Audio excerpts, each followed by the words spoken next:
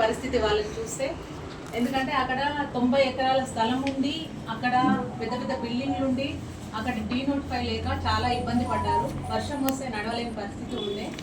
అక్కడ మొత్తం మేము వచ్చిన తర్వాత ప్రతి ఇంటికి తాగునీరు అందించాం. అదేవిధంగా డ్రైనేజీలు మొత్తం దాదాపుగా 100% డ్రైనేజ్ వ్యవస్థ మొత్తం ఏర్పాటు చేయడం జరిగింది. ఆ బగాయత్లో ఉన్న వాళ్ళు మొత్తం ఎంతో సంతోషంగా ఉన్నారు. ఇప్పుడు అక్కడ అవసరం ఉన్న చోట ట్రాన్స్ఫారం ఏర్పాటు చేయించడం జరిగింది.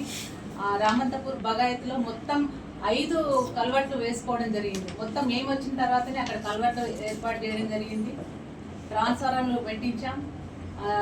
సీసీ రోడ్లు ఒకటి కొంచెం వెంకటసాయి నగర్లో సీసీ రోడ్లు వేయడం జరిగింది. రామంతపూర్ బగాయత్ పూర్తిగా మేము వచ్చిన తర్వాతనే అభివృద్ధి జరిగింది అని చెప్పడంలో నేను హర్షం వ్యక్తం చేస్తున్నాను. అలాగే ఈ లోతట్టు ప్రాంతాలైన వివేక్ నగర్, కామాక్షపురం, శాంతినగర్, శ్రీనగర్ కాలనీ, ఈ లోతట్టు ప్రాంతాలు మొత్తంలో వివేక్ నగర్లో చాలా 10 నుంచి కాలనీలలో అక్కడ వర్షం నీళ్ళతో చాలా సతమతమైపోయేవారు. దాదాపు 3 కోట్ల వ్యయంతో భారీ వరద నీటి కాలువలు ఏర్పాటు చేసుకోవడం జరిగింది. కామాక్షపురంలో డ్రైనేజ్, స్టామ్ వాటర్ డ్రైనేజ్ వ్యవస్థ మొత్తం పూర్తిగా సీసీ రోడ్లు, కామాక్షపురం 7, 8, 9 మొత్తం అక్కడ drainage, storm water drain, CC రోడ్లు వేసుకోవడం జరిగింది. అదేవిధంగా వివేక్ నగర్లో కింద ప్రజాపాలన బీఆర్ఎస్ వాళ్ళు వచ్చిన తర్వాత ప్రజాపాలనకు బిల్డింగ్ తీసుకుంటే మేము మేయర్తో మాట్లాడి మహిళా భవన్ మీదే కట్టించుకోవడం జరిగింది. అదేవిధంగా మొత్తం టోటల్గా వివేక్ నగర్లో ఎక్కువగా స్టామ్ వాటర్ డ్రైన్ వర్షం నుంచి ఆ కాలనీ వాసులని మేము బయట పడేయడం జరిగింది. దాని పక్కనే ఉన్న ఈస్ట్ శ్రీనివాసపురం సంగతికి వస్తే, అసలు ఈస్ట్ శ్రీనివాసపురం వర్షం వస్తే మొత్తం వాళ్ళ ఇళ్ళకే వాటర్ వచ్చేవి. అక్కడ కూడా వరద నీటి కాలువలు, రోడ్లు వేసుకోవడం జరిగింది.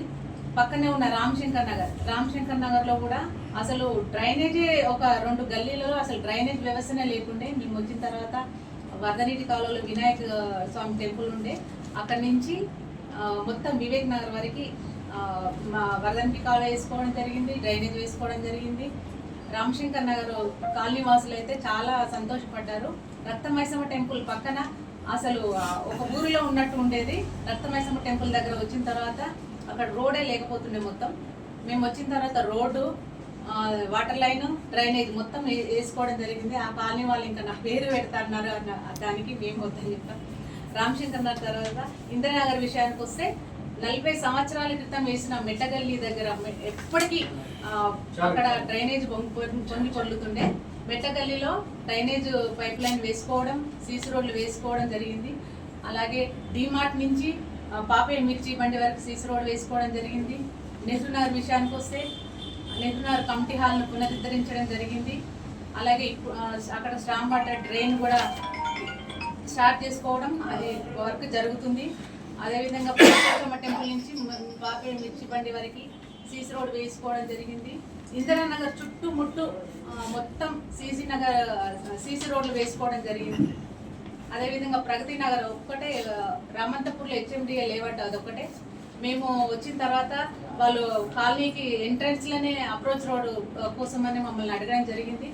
అప్రోచ్ రోడ్ వేయించగానే కాలనీ వాళ్ళు చాలా సంతోషం వ్యక్తం చేశారు. ఎవరి వల్ల కాదు, మీరు వచ్చిన తర్వాతనే వేశారని సంతోషం వ్యక్తం చేశారు.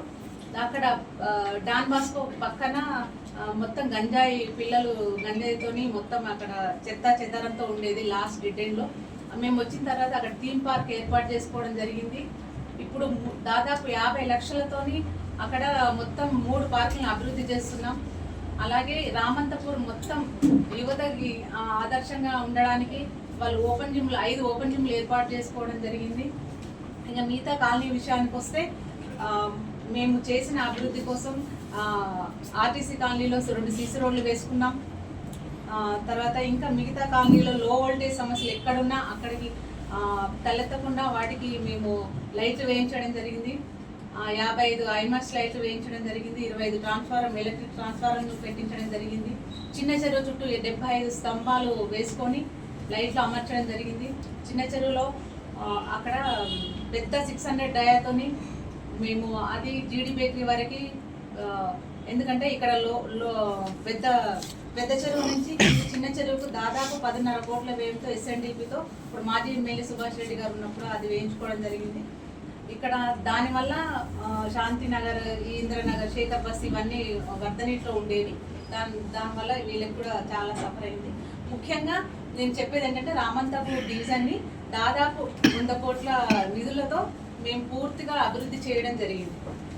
దీనికి 100 కోట్ల మేడం, దాదాపు 100 కోట్లు, 110 కోట్లు వచ్చింది.